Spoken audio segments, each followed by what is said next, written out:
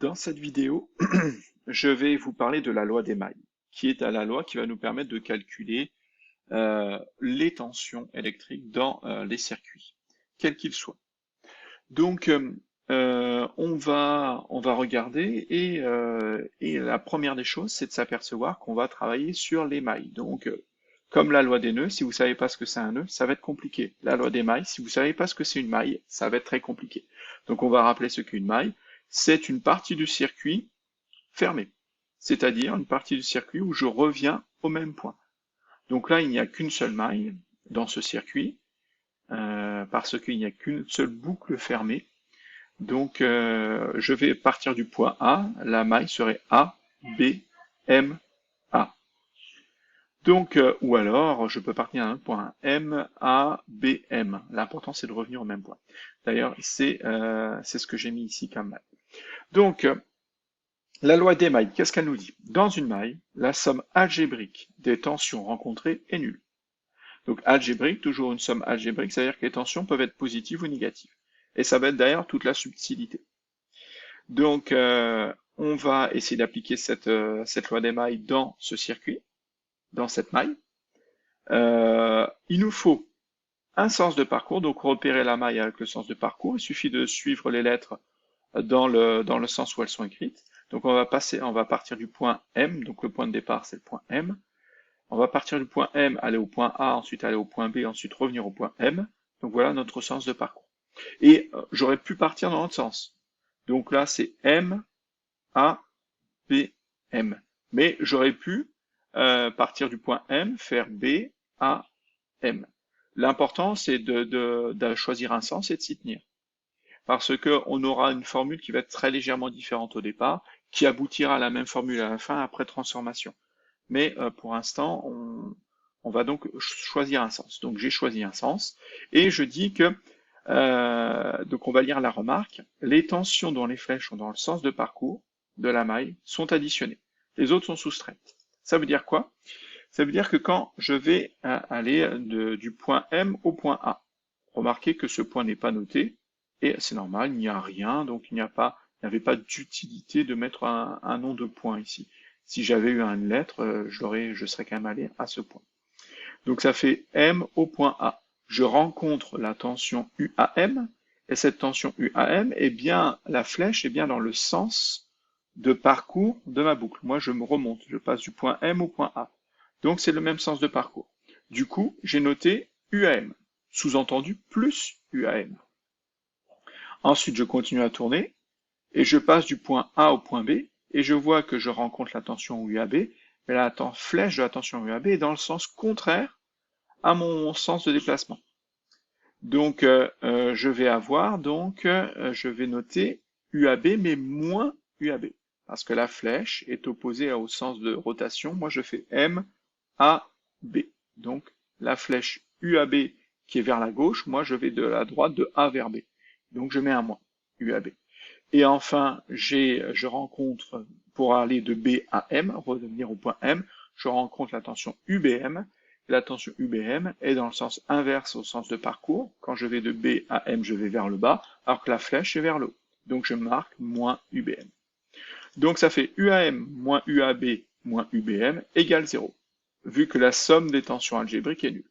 Et vous voyez que là, c'est le terme algébrique qui est important, parce que je vous parle de somme, pourtant, il n'y a que des signes négatifs, parce que j'ai rencontré des flèches dans l'autre sens. Ensuite, si je modifie un peu cette formule, si j'envoie UAB de l'autre côté et UBM de l'autre côté, ça va faire plus UAB et plus UBM. Donc ça va faire UAM est égal à UAB plus UBM. Donc ça, c'est la loi telle que vous l'avez vue au collège. D'autres exemples, un autre exemple au moins. On va aller sur un autre circuit, celui-ci.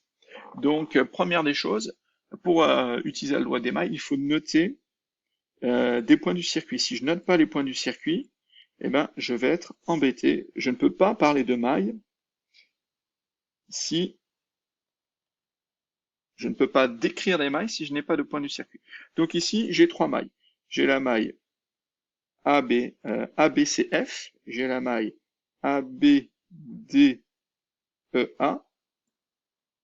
pardon, hop, et j'ai la maille F, C, D, E, F. Donc j'ai ces trois mailles-là. D'accord? Donc je vais revenir, donc j'ai trois boucles fermées. Donc la première, c'est la maille A, B, C, F, A. Donc dans cette maille, je vais tourner, je vais partir du point A, aller au point B, ensuite au point C, donc j'ai mon sens de rotation. A, donc je vais partir du point A, je fais A, B, C, D, A, B, C, F, A. Donc je vais faire ce sens. Donc je vais avoir la tension, donc je vais représenter aussi mes tensions. Donc là j'ai la tension, hop, j'ai la tension UAB, j'ai la tension UFC et j'ai la tension UED, qui sont les tensions sur mes différents dipôles. Donc la tension bande de la pile, la tension bande de chacune des lampes. Donc la loi des mailles me dit quoi? Dans la première maille, eh ben, je pars du point A et je vais au point B, donc j'ai moins UAB. Ensuite, je descends, j'ai rien. Ensuite, j'ai plus UFC parce que je suis dans le même sens que la flèche et je reviens au point A. Donc plus UFC égale à 0.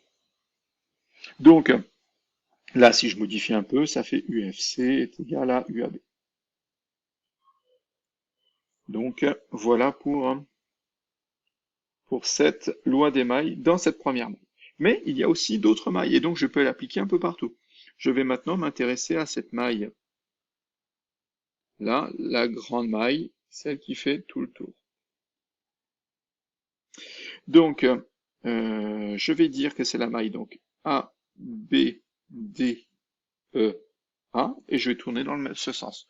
Donc, pour aller de A à B, j'ai toujours moins UAB. Ensuite, pour aller de B à D, il n'y a rien. Pour aller de D à E, je rencontre UED dans le bon sens, donc plus UED. Et ensuite, pour retourner au point A, de E à A, je ne rencontre rien, donc égal 0. Pour la troisième et dernière maille, je vais m'intéresser à cette maille-là. Donc c'est la maille F, C, D, E, F. Donc je vais partir du point F, aller au point C et m'apercevoir que je rencontre U, FC, mais dans le mauvais sens, donc moins UFC. Ensuite, CD, je n'ai rien. DAE, je rencontre la tension UED qui est dans le bon sens, donc plus UED. Et est égal à 0 parce que je remonte en haut et je ne rencontre aucune autre tension. Donc là, j'obtiens UAB est égal à UFC, si je modifie un peu. Je rencontre UAB est égal à UED et UFC est égal à UED. Donc là, je me rends compte que dans ce circuit, toutes les tensions sont égales. Et voilà, on a pu appliquer plusieurs fois la loi des mailles dans des circuits assez simples.